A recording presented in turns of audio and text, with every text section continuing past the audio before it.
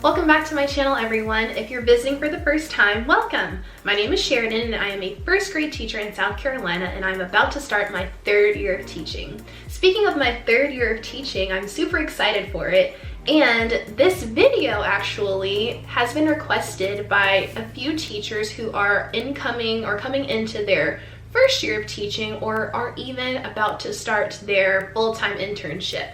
And I haven't had time to film it during the school year just because I've been super busy with teaching and grad school. But today I am offering tips for incoming teachers based on my experience when I was a first year teacher 2 years ago. So if you are interested in hearing about my experience and hearing these tips that I came up with, keep watching. Alright everyone, let's get into my advice for incoming teachers or if you are about to start your full-time internship. So I came up with 5 tips that have really helped me out throughout my first year of teaching and really going into my second year, since I had the first year to kind of learn everything and go through it so that when I came into my second year of teaching, which just ended, I would be ready to go. Now, it was hard to come up with 5 tips just because I feel like there are so many that I could share with you, but I didn't want to bombard you guys with a bunch of things because you already have a lot to think about, but I'm giving you my 5 best tips. So my first tip for you guys is to find a buddy. It could be a teacher on your team, it could be a teacher just somewhere in the school, it could be a teacher friend. I have a ton of friends who are teachers that I met in college and that I still connect with. It could even be, I don't know, someone in your family. The reason why you need to find a buddy is because you are going to have days where you are just stressed, tired, needing to vent, and you need somebody who will listen to you, someone who you can talk to and even ask for advice from. You need that person who is going to look out for you and to help you out. And a lot of times you don't want, I know a lot of times people don't really want to be told what to do or told what they think they should be doing. Some people just want to be heard. Some people just want you to listen to them. And I think having a mentor or just someone in your corner to even just talk it out with you and just help you kind of get things in order in your head is really helpful. I definitely needed that my first year. I had some stress, a lot of stress actually, my first year of teaching, just because 1, I was a first year teacher, 2, it was my first semester of grad school, or my first year of grad school, and it was just, I had so much going on. So it was nice to have someone to really help me out and just be there for me whenever I needed them. So find a mentor, find a buddy, or talk to your family. That's always a good thing to do too. So if you have someone, go ahead, reach out to them, and you will at least have that person in your corner to support you. Okay, tip number 2, get clear on classroom management. And by that I mean, you don't want to be worried about how your classroom is going to run on the first day of school. You want to have that pretty much figured out before you start teaching the first day. That way, when you start implementing those routines, all you have to do is just teach them and teach your kids exactly how you want them to go. I kind of did this my first year of teaching, but I did a lot of things, or I noticed there were a lot of things that weren't really working for my class, and I had to kind of scrap a lot of different things and try something new. Try to decide early what you want it to look like in your classroom. So basically the it is the classroom management, what you want that to look like in your classroom. So as far as routines and expectations, and guys, the most important thing you can do is model everything. Do not expect your kids to know exactly what you want them to do, especially if you're teaching younger kids like I do. Do not expect them to know everything that you want them to do just by word of mouth. You need to model. A really fun way to teach expectations is to pick your kids as volunteers, and then tell them that, okay, I want you to do it the wrong way, and we're gonna talk about why this is the wrong way, and then tell them the right way, the correct way that you want it to be done, and that way, and then tell them why that's the right way.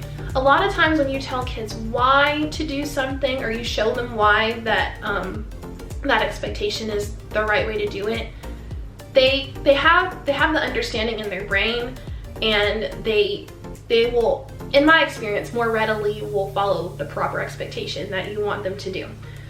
But yes, with behavior management, it's very important for you to be clear on the procedures and expectations that you want in your classroom, and be just really good about modeling how you want that to look the first, and honestly, not even the first day, the first couple of days. You may have to do it for a couple of weeks depending on the level that you teach, but be patient with that. And if you have to change something, do it immediately. Don't just sit there and be like, I really don't like this, but it's all I have. Figure out how to change it, and then just don't be afraid to try something new if something is not working. That's very important. So make sure that you are okay with trying new things with classroom management, but find something that works, and that way your kids won't have to worry too much about not knowing what to do. That was a lot of talking. I need to take a lemonade break. Tip number 3, build relationships with students and parents. And I wrote a note down here that says to get to know your students, their likes, their dislikes, their strengths, areas of growth. Do not say weakness. It is an area of growth. And who they are as a person. Look out for them, be their best advocate, have consistent communication with their families, not just when they need support. Try to establish a relationship with families from day one. That's a lot, I know. But building relationships is huge. It is huge to that student's life. Now, you are going to have, I have no idea how many students you'll probably have. I had 17 my first year, 21 my second year. And it's important for you to build relationships with your kids, get to know them, learn about them, ask them about their day, ask them about their home life, ask them about the favorite TV show that they like to watch on TV, and if it was good and if they got to watch it. Ask them about the video games that they like to play. Get to know their interests. That really shows that you care about them. I mean, if you don't get anything else through to them, you're showing that you care, and that is a huge first step, in my opinion. As far as likes, dislikes, we just talked about that. Strengths and areas of growth. That is where differentiated instruction is going to come in. You're going to learn about things that they excel in and things that they might need a little bit of support in. And it's going to be your job to make sure that they are being supported and getting what they need in order to meet that level so that they can be successful. As far as having consistent communication with families, I think it's important to really establish yourself with families from day one. Our school does meet the teacher, and I think most schools do meet the teacher, but I get to see a good bit of my kids and their parents that night and meet the teachers normally a few days before school starts. They get to come see your classroom, and you get to meet them for the first time, and they're all excited, a little shy, but they're all excited to be in their new classroom, and you get to meet some of their families.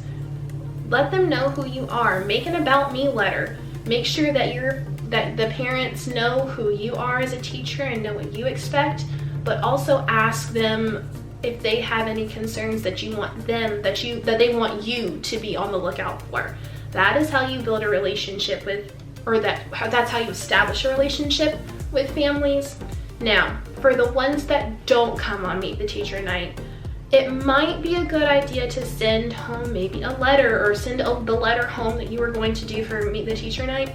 Send it home for the parents that didn't come, or even give them a call or send them an email if they have those modes of communication, and just put your name out there so that you at least are making sure that you are a point of contact for that parent if they need anything. I think that's a really good thing to do as well. And then be consistent with it. You don't want to just call parents when a student is not having a very good day, or if a student needs support with something. Brag on your kids. Now, don't be excessive with it. Don't call them every other day, but maybe once every 2 weeks or once every 3 weeks. You might want to give them a call, send an email, write a note in their agenda, or write a note home letting them know that you were really proud of them for this moment and how can you further support this, you know, things like that. Be consistent. That's really going to also help you with relationships. All right, guys, somebody really needs to hear this, and honestly, many of you probably need to hear this, but tip number 4 is do not compare yourself to anyone on social media. Should I say it again? Do not compare yourself to anybody on social media. I could just leave it right there, but there's a lot I could say for this, but I'm gonna say that it's sad to me, and I'm not gonna pretend like I'm perfect because I still struggle with this too. It's really sad to me that there are teachers out there who think that they are not successful based on a picture that they saw on Instagram or Facebook or Pinterest or Twitter or whatever social media platform is out there. Those things it's really good to look at. It gave me a lot of inspiration my first year of teaching, but it is not a standard, okay? Instagram is not a standard. Pinterest is not a standard. Twitter is not a standard. It is a resource that you can use to give you inspiration, but it is not a way that you absolutely have to do your classroom in order to be successful. Somebody needs to hear this. But I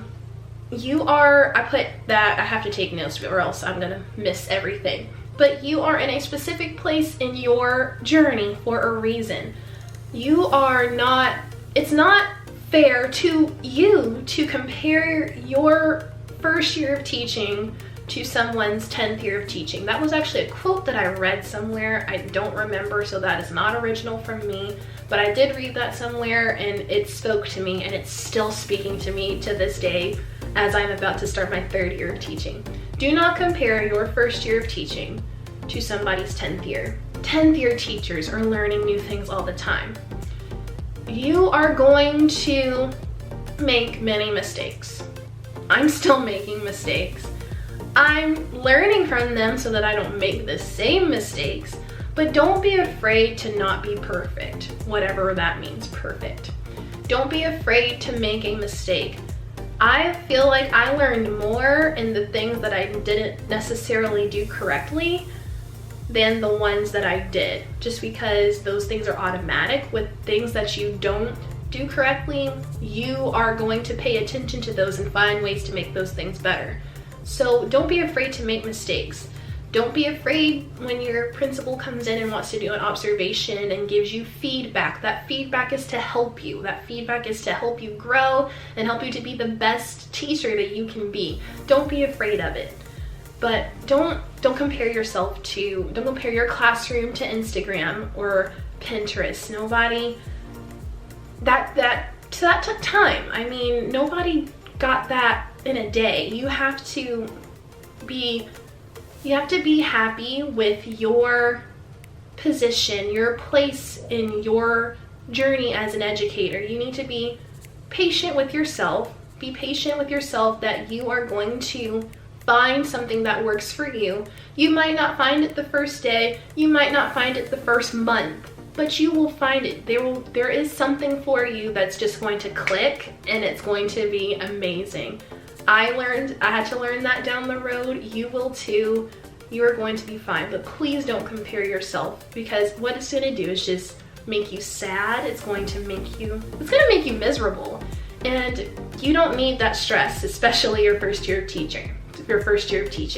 You need to just embrace the journey and you'll be okay. All right, this is my last tip for you guys. Tip number 5, take time for yourself. Just do it. Take time for yourself. You are more than just a teacher or more than just a grad student. This is a part of your life. It is not your life.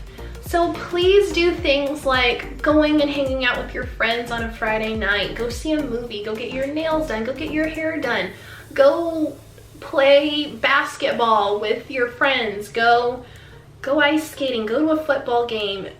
Do something non-teaching related that is fun, that is relaxing to you.